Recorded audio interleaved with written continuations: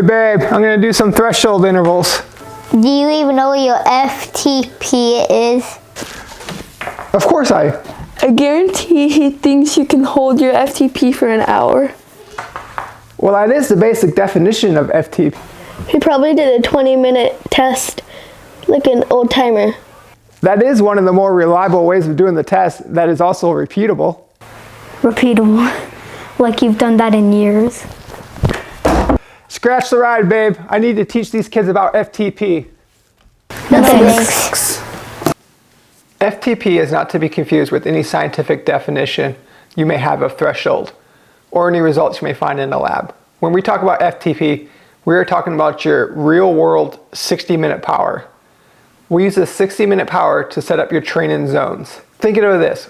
When you are riding above your FTP, you will fatigue much sooner. When you're riding below it, you can hold that effort for much longer, or at least greater than 60 minutes.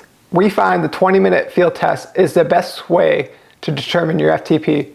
The perks of doing a 20-minute field test are that you can do it anywhere and you can do it on your own, and it is not as demanding and hard as a 60-minute test.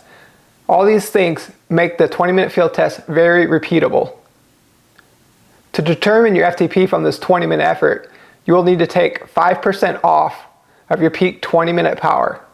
If you're very good at anaerobic efforts and can do short, hard bursts very well, you may take more than 5% off this 20-minute power. If you're more of a diesel engine, you may take less. Of course, there are other ways to determine your FTP outside of testing.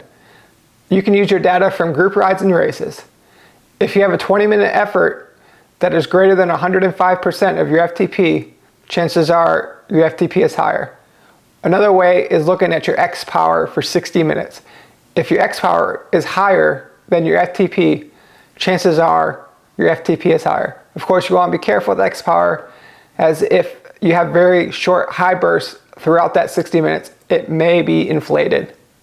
On the FasCat app, Coach Cat will now let you know when you hit these benchmarks and suggest a new FTP based on the data that you upload to the app. At the end of the day, knowing why you're riding at each intensity will help.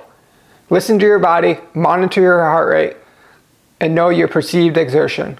Even though my kids didn't want to learn about FTP, I hope you stuck around and learned something along the way. That's all I have for now. Until next time.